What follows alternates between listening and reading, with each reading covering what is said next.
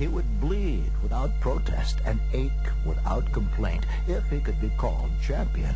Obscurity was all he feared. I'll tell you a story about the kind of guy Rocky was.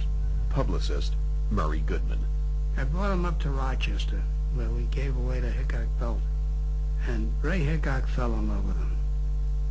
And he gave him 100 gross of the little miniature boxing gloves. The next week at camp, Rocky was selling them for $1 a pair. He was, I wouldn't say cheap, but that was his upbringing. He could not be described as graceful. Even his trainer, Charlie Goldman, refused to conceal the obvious. Said Goldman, he was one of the clumsiest fellows I ever saw in the ring. Rocky Marciano did not appear to have the height or size of a legend in the making. He was 5'10", around 185 pounds. But Marciano had a frightening tolerance for pain, and a fury few have possessed. My mother said I was destined to be a fighter because I looked so much like one as a young kid. Brother, if looks mean anything, look out for the Brockton Blockbuster. Born Rocco Francis Marciano, years later Marciano would become his ring name. He first dreamed of playing baseball.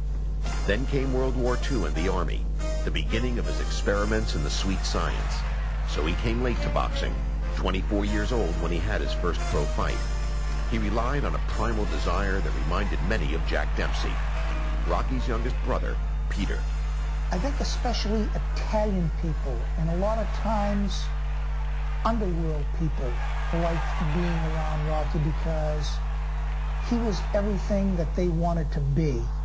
Family friend, Pat Petronelli. Everybody wanted to be a fighter. All the kids were shadow boxing in town. They all, they all opened up little gyms, and the Italians, especially in Brockton, they loved Rocky. Raised in Brockton, Massachusetts, the son of Italian immigrants, a child of the Depression who carried lunch daily to a father he'd see slumped over a shoemaking machine, Marciano wanted so much more for himself and his family. Hello, boxing fans, wherever you may be, but especially to those in New England. I'm in good shape for this fight, and I hope I come through all right. In 1951, the future, Marciano, collided with the past, Joe Louis, age 37. Years before, there had been a kinder, gentler encounter. Izzy Gold. He was a guest referee at the Brockton Arena one night, and we followed him to the men's room. He went in the stall, and I boosted Rocky up, and then he boosted me up. And Joe Louis looked up and saw us, and when he came out, he gave us $1 apiece. So that was one of the biggest things in our lives. Little to be known that that kid that he gave the $1 to would knock him out later on in life.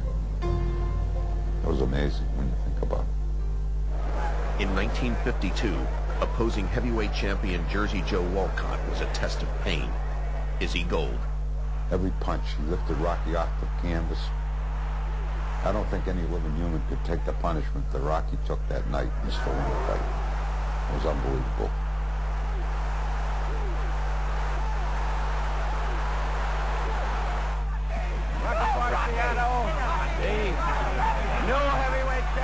Historian Angelo Prospero. So that one right hand that night in Philadelphia created the mystique of Rocky Marciano and made him as a great champion. The shoe town had a new identity, and Brockton proudly celebrated its native son. Thousands of the city's working-class citizens had gambled it all on Marciano. Homes, cars, and bank accounts. This was their thank you. Pat Petronelli remembers the day.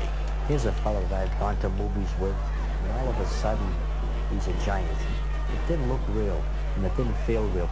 Here's my guy that I've known for years, my buddy, and you know, I'm screaming like everybody else. I said, what are they hollering at? All of a sudden, Rocky's little car come by us, and I jumped in and hollered as loud as everybody else. Hi, champ. Good luck, champ.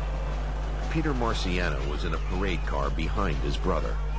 I honestly believe he would have been much more comfortable maybe walking down the street or maybe being one of the crowd waving to that famous person driving down the street in a local vehicle. Even as champion, it was said he had the grin of a shy fellow happy to be recognized. In April 1956, his record 49-0 with 43 knockouts, Marciano summoned Murray Goodman to his New York hotel room. So what the hell's going on here? He says, I can't bend down and get up. My back is killing me. So what's your problem? He says, I think I ought to retire. I said, after telling me this, you're asking me a question? He says, of course you ought to retire. He said, okay, call a press conference. The next day they called a press conference.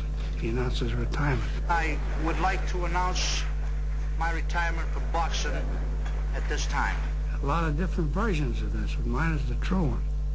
And so it was that Marciano, age 31, after just 6 title defenses, retired undefeated, before his powers had diminished.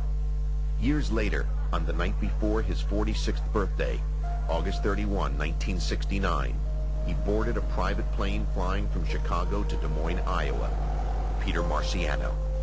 I was contacted by a person in Florida at about 1:30 in the morning. I called my mom. My dad answered the phone. My mom got on the other line, and I said, Mom, something terrible has happened. Rocky was killed in a plane crash.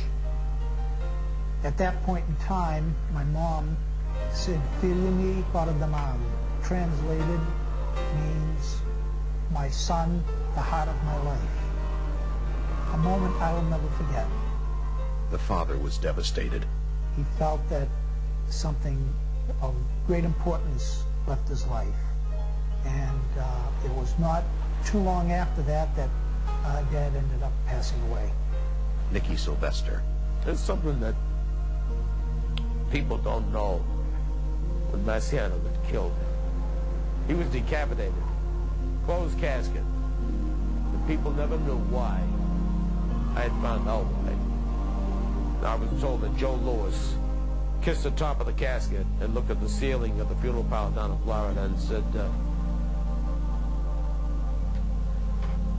God is giving himself a beautiful man.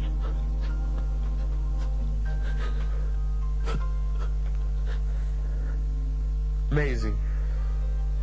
Really amazing. Should never have been. Izzy Gold. I think of him all the time.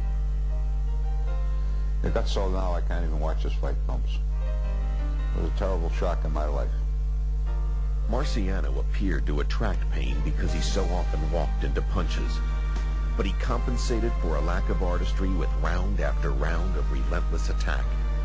Perhaps Rocky Marciano endured when others did not, because what he feared far more than the pounding was the possibility of losing. The fear of being something less than the heavyweight champion of the world. He never changed. From the time we were kids, he never changed. He was Rocky.